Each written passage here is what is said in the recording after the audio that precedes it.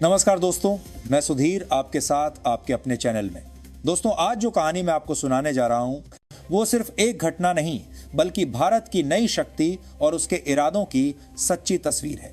पिछले कुछ हफ्तों से भारत और तुर्की के बीच जो हल्का हल्का तनाव भीतर ही भीतर सुलग रहा था, वो अचानक इतनी तेजी से भड़क उठा कि पूरी दुनिया का ध्यान उधर खींच गया।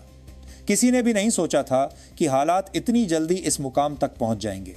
कहानी की शुरुआत होती है भारत के सबसे एडवांस्ड वॉरशिप आईएनएस त्रिकंद से, जो भूमध्य सागर की ओर एक इंटरनेशनल नेवल एक्सरसाइज में हिस्सा लेने जा रहा था। सब कुछ सामान्य चल रहा था जब तक कि त्रिकंद अंतरराष्ट्रीय जल क्षेत्र में नहीं पहुंचा। वहां पहुंचते ही समुद्र के बीचों बीच अचानक तुर्की की नौसेना के 3 विशाल युद्धपोतों ने उसे घेर लिया। तभी रेडियो पर एक ठंडी लेकिन साफ और भय पैदा करने वाली आवाज गूंजी, यह तुर्की का सुरक्षा क्षेत्र है, अपनी पहचान बताओ। पूरे जहाज पर सन्नाटा फैल गया। कप्तान ने तुरंत जवाब दिया, यह इंटरनेशनल वाटर है, आपके क्षेत्र से काफी दूर। लेकिन तुर्की की नौसेना पीछे हटने को तैयार नहीं थी। उन्होंने कहा, यह हमारी सुरक्षा जांच है, आप तुरंत दिशा बदलो। सभी को समझ आ गया कि यह कोई जांच नहीं थी बल्कि ताकत दिखाने का एक तरीका था। तुर्की भारत की बढ़ती नौसैनिक शक्ति को आजमाना चाहता था और साथ ही यह संदेश देना चाहता था कि भूमध्य सागर में भारत की सक्रियता उसे पसंद नहीं है।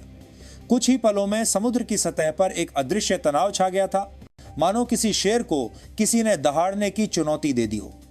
भारतीय जहाज त्रिकंद ने संयम दिखाया और जवाब दिया, यह अंतरराष्ट्रीय समुद्री मार्ग है, कृपया पीछे हटे। लेकिन तुर्की के जहाज और करीब आते चले गए। अब फासला इतना कम रह गया था कि किसी भी समय टकराव वो हो सकता था। समुद्र की लहरें शांत थीं, लेकिन माहौल बारूद की तरह भरा हुआ था। दिल्ली में इस खबर के पहुंचते ही पूरे रक्षा तंत्र में अलर्ट बज गया। रक्षा मंत्रालय से लेकर प्रधानमंत्री कार्यालय तक हर जगह तनाव का माहौल था। सवाल एक ही था, अब आगे क्या करना है। यह कोई सीमित विवाद नहीं था, बल्कि एक नाटो सदस्य देश से सीधा टकराव था। भारत ने तुरंत कमान अपने हाथ में ली और अंकारा यानी तुर्की की राजधानी को साफ चेतावनी भेजी, 8 घंटे के भीतर अपने जहाज वापस बुलाओ, वरना भारत निर्णायक कदम उठाएगा। यह अल्टीमेटम तुर्की के लिए किसी झटके से कम नहीं था। रातों रात तुर्की के राष्ट्रपति के सुरक्षा सलाहकार, नौसेना प्रमुख, खुफिया अधिकारी और विदेश मंत्रालय के अधिकारी इमरजेंसी मीटिंग में बुलाए गए। सबके चेहरों पर बेचैनी साफ झलक रही थी। उन्हें पता था कि भारत अब कोई कमजोर देश नहीं है, उसके पास समुद्र के नीचे से लेकर आसमान तक पहुंचने वाली ताकत है। उधर नई दिल्ली में भी माहौल बेहद गंभीर हो गया था। प्रधानमंत्री कार्यालय में तीनों सेनाओं के प्रमुख मौजूद थे। लगातार रिपोर्ट और अपडेट्स आ जा रहे थे। यह भारत की तरफ से किसी नाटो देश को इतने सीमित समय में दिया गया पहला अल्टीमेटम था, और इस बार सिर्फ शब्द नहीं बल्कि इरादा बोल रहा था। तुर्की के बंदरगाहों पर अलार्म बज चुके थे। रडार स्क्रीन भारतीय जहाजों की हर हरकत पर नजर रख रहे थे। इंजनों की आवाजें गूंजने लगी और तुर्की की नौसेना को इमरजेंसी मोड में रखा गया। लेकिन तुर्की ये नहीं समझ पा रहा था कि खेल अब उसके नियंत्रण में नहीं है। भारत ने यह मामला केवल चेतावनी देकर छोड़ने का नहीं सोचा था, बल्कि सैटेलाइट्स और ओशन ट्रैकिंग सिस्टम से पूरी स्थिति की रियल टाइम मॉनिटरिंग शुरू कर दी थी। दिल्ली की स्क्रीन पर हर हरकत लाइव दिख रही थी। तुर्की चाहता था कि यह पूरा मामला दुनिया से छिपा रहे, लेकिन बरसे मामले की। लेकिन सैटेलाइट इमेजेस कुछ और दिखा रही थी। तस्वीरों में साफ दिखा कि तुर्की के जहाज भारतीय वॉरशिप को शिकारी भेड़ियों की तरह घेर रहे हैं। स्थिति को देखते हुए भारत ने तुरंत फैसला लिया। अरब सागर से 2 और युद्धपोत भूमध्य सागर की ओर रवाना किए जाएं। अब पूरे समीकरण पलटने लगे।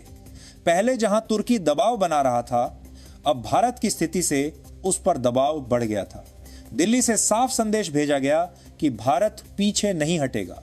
अगर त्रिकंद के खिलाफ कोई भी आक्रामक हरकत हुई तो भारत उसका जवाब पलटवार से देगा। इसी के साथ भारतीय साइबर वॉरफेयर और इलेक्ट्रॉनिक युद्ध इकाइयों को एक्टिव कर दिया गया। अब तुर्की की कम्युनिकेशन लाइन कभी भी ब्लैकआउट की स्थिति में जा सकती थी। माहौल पूरी तरह विस्फोटक हो चुका था, बस वक्त की टिक टिक बाकी थी। जैसे जैसे घड़ी की सुइयां 8 घंटे की समयावधि की ओर बढ़ रही थीं, वैसे वैसे बेचैनी बढ़ रही थी। भारत ने संयम तो दिखाया, लेकिन यह भी तय कर लिया कि अगर तुर्की पीछे नहीं हटता तो अगला कदम सिर्फ शब्दों का नहीं होगा। इसी बीच संयुक्त राष्ट्र में भारत ने यह पूरा मामला उठाया। भारत ने कहा कि हमने संयम रखा है, लेकिन अपनी सीमा की सुरक्षा के साथ समझौता नहीं करेंगे। अब यह दो देशों की लड़ाई नहीं थी, बल्कि वैश्विक मंच पर भारत की दृढ़ता की परीक्षा बन चुकी थी। पूरी दुनिया भारत की प्रतिक्रिया पर नजर रख रही थी। रात बढ़ रही थी, समुद्र के ऊपर सन्नाटा पसरा था। केवल लहरों की हल्की आवाज और इंजन की गूंज सुनाई दे रही थी। तुर्की के जहाज भारतीय पोत के चारों ओर घूम रहे थे। हर सेकंड भारी लग रहा था। तभी दिल्ली से एक अंतिम संदेश भेजा गया। समय समाप्त हो रहा है, पीछे हट जाओ। ये आखिरी चेतावनी है। अंकारा के सत्ता केंद्रों में तनाव फैल गया। सलाहकारों के चेहरे पीले पड़ गए। समुद्र में जहाज आमने सामने थे और दोनों ओर तनाव चरम पर था। सब जानते थे कि अगर भारत ने कदम उठाया तो इतिहास का नया अध्याय लिखा जाएगा। जैसे ही अल्टीमेटम का समय समाप्त हुआ, दिल्ली से आदेश जारी हुआ, ऑपरेशन शुरू करो। उसी पल त्रिकंद से एक सिग्नल उठाया गया और समुद्र की गहराइयों में मौजूद भारतीय परमाणु पनडुब्बियां सक्रिय हो गईं। कुछ ही पलों में समुद्र के नीचे एक अदृश्य लहर दौड़ी और तुर्की की ऊर्जा लाइनों को आघात पहुंचाया। गैस पाइपलाइन ठप, बिजली ग्रिड गिर गए। तुर्की के अंधकार में डूबने में कुछ ही सेकंड लगे। उसके नौसैनिक ठिकानों में अफरा तफरी मच गई। रडार बंद, कम्युनिकेशन सिस्टम जाम, आदेश कहीं सुनाई नहीं दे रहे थे। पूरा कंट्रोल गायब था। यह भारत की असली डिजिटल स्ट्राइक थी। बिना एक भी गोली चलाए दुश्मन के सिस्टम का सफाया कर देना। भारतीय वॉरशिप त्रिकंद ने बिना एक भी गोला दागे खेल पलट दिया था। तुर्की की नौसेना के जहाज जो है, इनका करते हैं सीना परता करते हैं, दूसरी अवतार में बारतीस करते हैं। पहले भारत को घेर रहे थे, अब खुद दिशाहीन घूम रहे थे। उनके इंजन चल रहे थे, लेकिन जहाजों का मस्तिष्क यानी उनका सिस्टम पूरी तरह जाम था। वहीं दिल्ली के कमांड कंट्रोल रूम में केवल एक आवाज गूंजी, मिशन सफल, त्रिकंद सुरक्षित। अब भूमध्य सागर में शक्ति संतुलन पूरी तरह बदल चुका था। तुर्की की प्रतिष्ठा गिर चुकी थी और दुनिया नई वास्तविकता देख रही थी। अगले दिन दुनिया के सभी मीडिया प्लेटफॉर्म पर केवल एक हेडलाइन थी, India hits back the digital pork होने का स्ट्राइक। अमेरिका ने टिप्पणी करने से इनकार किया। फ्रांस ने भारत के साथ एकजुटता जताई। वहीं रूस ने कहा, भारत ने दिखा दिया कि आज की नई ताकतें अब चुप नहीं बैठती। तुर्की की हालत बदहवास थी। उसकी नौसेना अब केवल लोहे के ठंडे ढांचे में बदल चुकी थी। उनके सॉफ्टवेयर बेकार हो चुके थे और सिस्टम रीस्टार्ट तक नहीं हो पा रहे थे। भारत ने कोई उत्सव नहीं मनाया, बस एक शांत लेकिन मजबूत संदेश भेजा।